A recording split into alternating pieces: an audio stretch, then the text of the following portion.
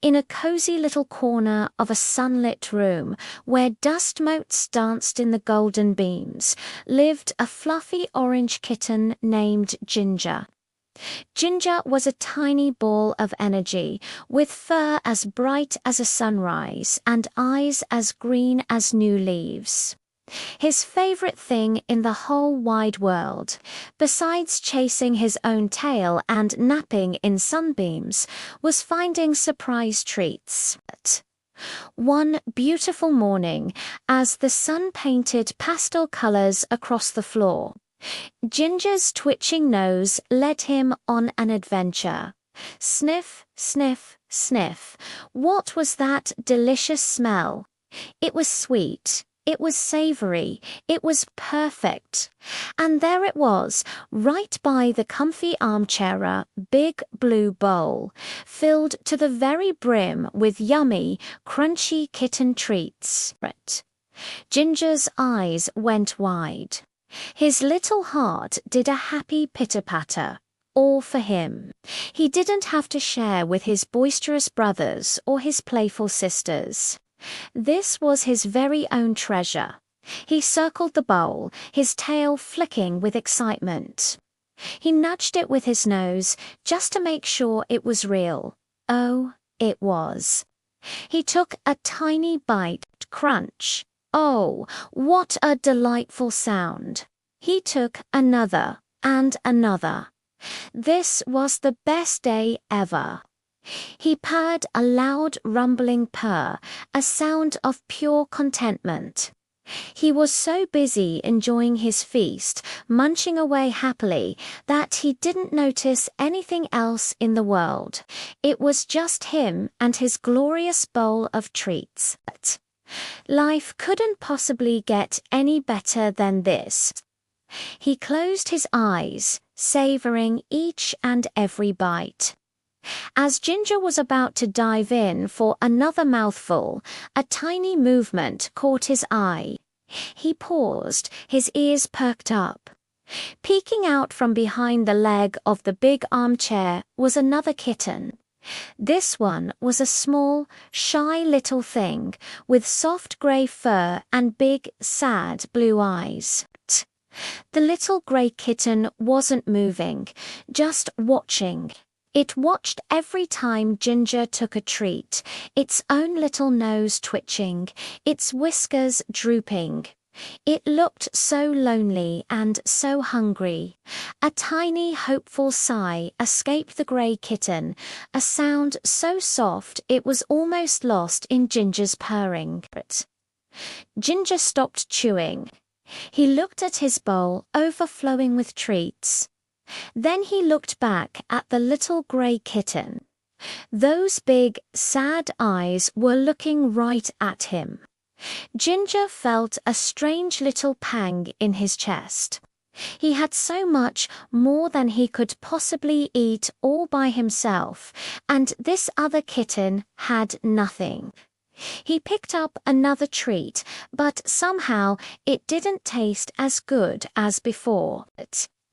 He felt the grey kitten's gaze on him, and suddenly, being the only one with a treat-filled bowl, felt a little bit lonely.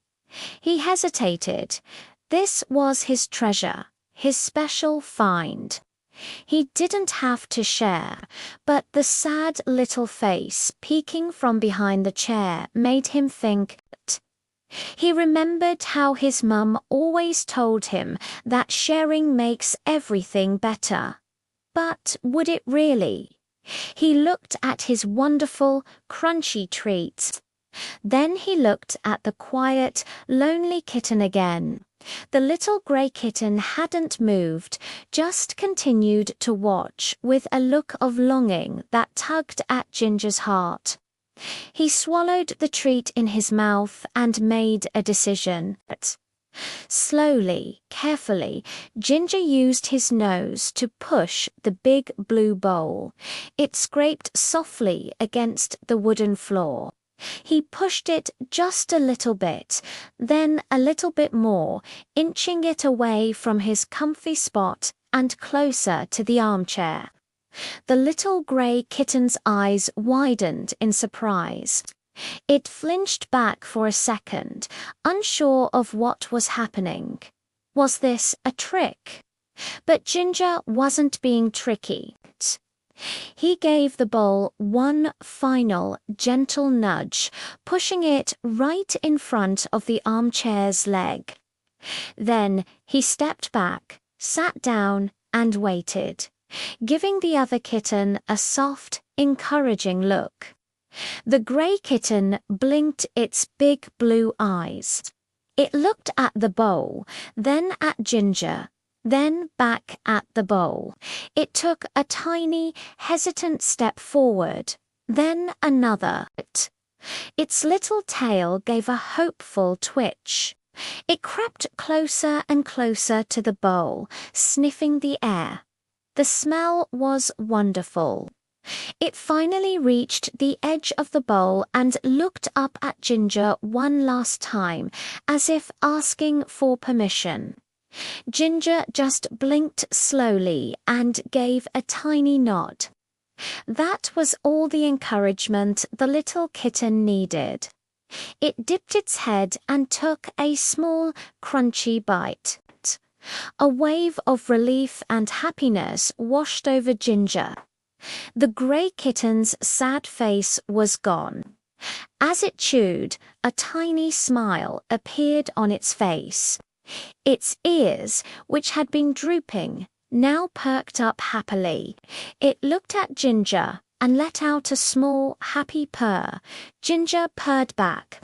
The sound of two kittens purring was much, much nicer than the sound of just one. The grey kitten took another treat, and this time Ginger came closer and took one too. They sat side by side, munching on treats together from the same big blue bowl. The treats tasted even more delicious now that he was sharing them. When the last of the treats was gone, they didn't feel sad. They felt full, happy, and friendly. The little grey kitten, who wasn't shy anymore, nudged Ginger's head with its own. Then it pounced playfully on Ginger's tail. Ginger leaped up, and a chase began. They tumbled and rolled around the sunlit room, two little balls of fluff, one orange and one grey.